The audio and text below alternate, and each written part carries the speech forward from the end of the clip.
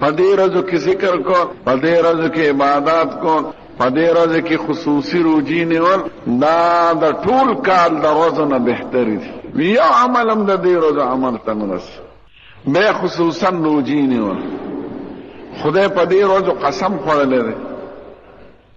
خدای وایي والفجر وليال عشر والشفع والوتر، قسم می دی په سبا د لوی اختر،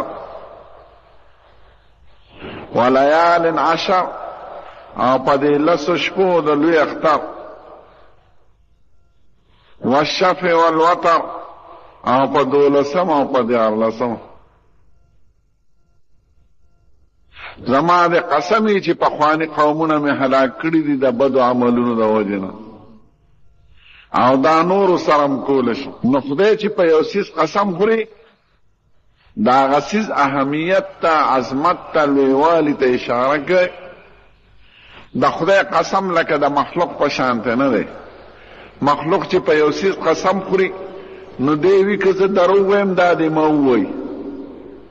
د دې وجې نه مخلوق په قسم صرف په خدای خوري، ځکه غایبانه تکلیف رسول، ضرر رسول، وال کول دا د خدای صفت. په جماعت، په قبله، په ولی، په پیغمبر، په بیت الله شریف قسم نشته. قسم صرف د خدای په ذات. ځکه د نفع امید کول او د ضرر یره کول غایبانه د ظاهري اسبابونه بالاتر، دا صرف د خدای د ذات نه کیدی شي، بل چاره نه. یو خو انساني ته وایي په لرګي، یو دا چې نه انسان شته نه څه ظاهري اسباب شه، ته د شپې برابانې کټ واړی، زوی براله ملکي، ښځه براله ملکي. نو سحر، جادو یو ظاهري اسباب، د دین علاوه دې ته اسباب وایي.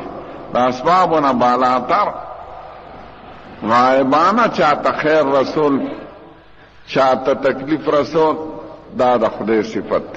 د دې وجه نه قسم کې دا معنا وي، نو قسم بغیر د خدای نه په بل چا نشته. په پیر بابا زیارت خوړل، په انځرغونه ګلاب په بوټي، لکه دا کم خلک کوي.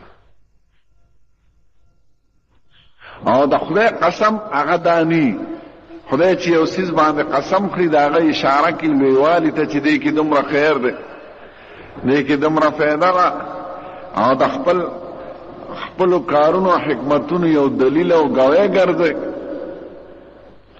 نو خدای په دې ورځو قسم خوړلی دی. نو د دې ورځو عبادت دا د هر ورځې د عبادت نه اوچت. بیا دې کې د عرفې ورځ ده بالخصوص. عرفې پر ورځ چې سړی نفلي روژه ونیسي، ټول امت باندې دا روژه ثواب دی. او حکم کړی دی حضور پاک، واجب نه دی، بغیر د حاجیانو نه. حاجی به ویني نیسي، ځکه دی د عرفات په میدان کې ولاړي، زارې او دعاګانې کوي. نو چې سړی روژه ونیسي نو دی تږي کېږي، وږي کېږي، بیا به هغه وختي عبادت پاتې. نو هغه لپاره روژه نه نیول، کنې هغې کې هم ډېر نیسي، خو شریعت دا اساني کړې ده. او د نورو ټولو خلقو دپاره دا وینا ده چې د عرفې فرض روژه ونیسي. کال کې دا 2 روژو د سنتو په درجه کې حکم دی، یو د عرفې او یو د عاشورې. خو د عرفې ورځ باندې چې روژه ونیسي د 2 کالو ګناه معاف کېږي، د تیر کالم او د راتلونکي. او د عاشورې پر صرف د 1 کال روژه نیولو سره ګناهونه ختمېږي، د 1 کال. او زمونږ دې کتابونو کې وایي دا فرق پکې ولې دی. فرق دا دی چې د عاشورې ورځ خدای نورو پیغمبرانو ته ورکړې وه، کارنامې پکې شوي دي د پیغمبرانو. او دا عرفې ورځ خدای زمونږ امت له او زمونږ پیغمبر له ورکړې، او زمونږ د پیغمبر مقام او عزت او درجه اوچته ده، او د هغه د امت